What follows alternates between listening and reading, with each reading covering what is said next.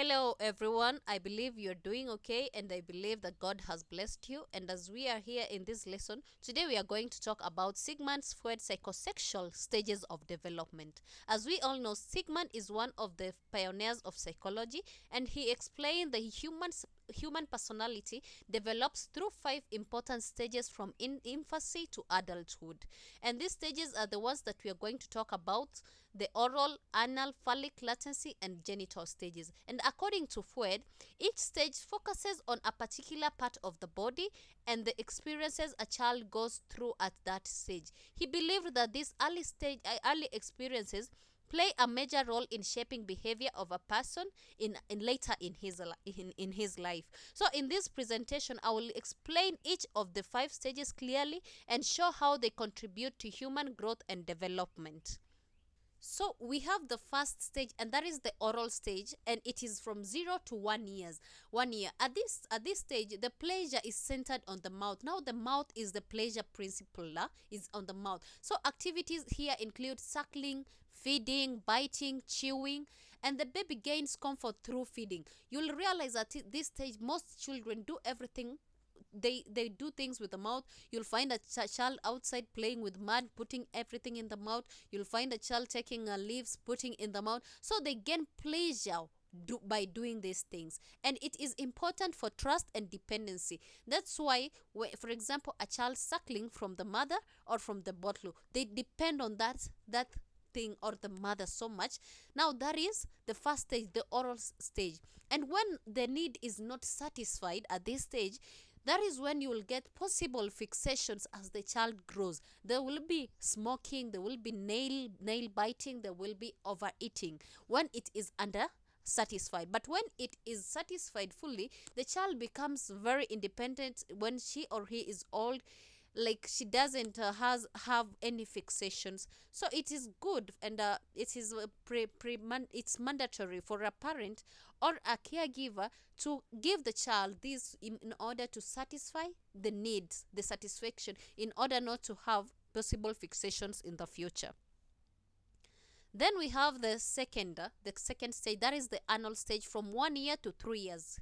And here at this stage, the pleasure principle is on the anus, right? The bowel. So the main activities here is the toilet training. So at 1 to 3 years, you will realize that a parent trains or a caregiver is training so hard the child in order to use the potty, to go to the toilet whenever he or she needs. So when a child learns, at this stage is where a child learns self-control and discipline. So it teaches independency and responsibility. So it is very crucial that at this stage the child is trained properly, because if you are too strict to the child, for example, you're giving the child a potty, then she doesn't do it immediately, or you are forcing her, do this, pee right now, poop right now, that is being too strict. And when you are too strict, the child in the future will be overly neat. The child will be very neat in all her perspective, or the child will be very stubborn because you are too strict at the child. But if you are not too strict, you are too loose, the child will become messy, careless. That is when the child poops today, tomorrow you are not concerned, she poops outside, then you go and clean, she poops anywhere, you go and clean. So in future, the child will become very messy, or the child will become very careless. So it is very, very crucial and very important for us to understand all these stages, so that when we are in class, when we are in school, as teachers, you will understand why the child is like this. So you wouldn't go ahead punishing somebody because you think the child is being too stubborn. No, it was not. It's the possible fixations that are still there. Then we have the phallic stage, that is 3 years to 6 years. And here at this stage, the pleasure zone is the genitals. So the child becomes aware of the body differences. Now, for example, now the child will develop gender identity. The child will look at herself and will look at the other one, and she or he will realize that I'm a girl and I am a boy. Then Freud talks about the Oedipus and Electra complex. When a child, when you realize when the child is, for example, a girl child, when they're young, at this stage, 3 to 6 years, the girl child will be so in love, will have a lot of love towards the father, and the girl child, the boy child, will have a lot of love to the mother. Now this is the Oedipus and the Electra complex. So at this stage, the child now realizes like what happens with dad does this, mom does this. So they will develop the gender identity. So the child now starts noticing the difference between a girl and a boy.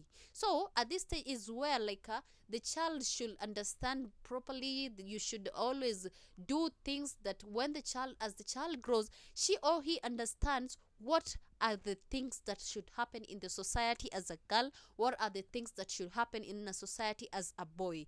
When you don't do it in the right, correct way, these things will challenge the child in future. Then we have the fourth stage, this latency stage. And this stage is from 6 years old to puberty. And here, all the sexual feelings become less active. So, like we have understood, like Sigmund insisted that sexual feelings begin from birth. But now at this stage, the sexual feelings become very inactive. So the focus of the child becomes to shifts to school, creating friendships, hobbies, social skills, talking with others. This is learning and friendship stages. So the child understand math, the child understand English, understands all the subjects. So at this stage, those nini sexual activities, so those sexual nini, they are no longer there. They are inactive. Then we have the last stage, and that is the genital stage, the puberty to adulthood.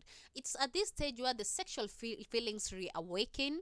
So children, then your girls, your boys now become active, sexual, they're awakened, they start looking for boyfriends, they start looking for girlfriends, focuses on mature relationships that lead to marriages, and the development of love and responsibility is now at this stage. And this is the stage that leads to adulthood and identity.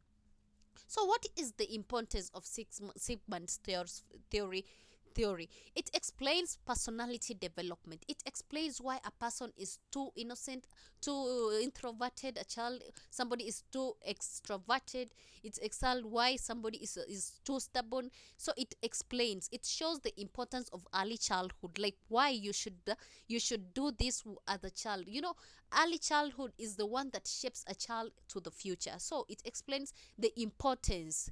It influences education and psychology, and it helps understand behavior. So now as teachers, right now you will understand why a learner is this, why the other learner is this. Now that is why it is very important, and in the CBC right now we are focusing on understanding all these theories.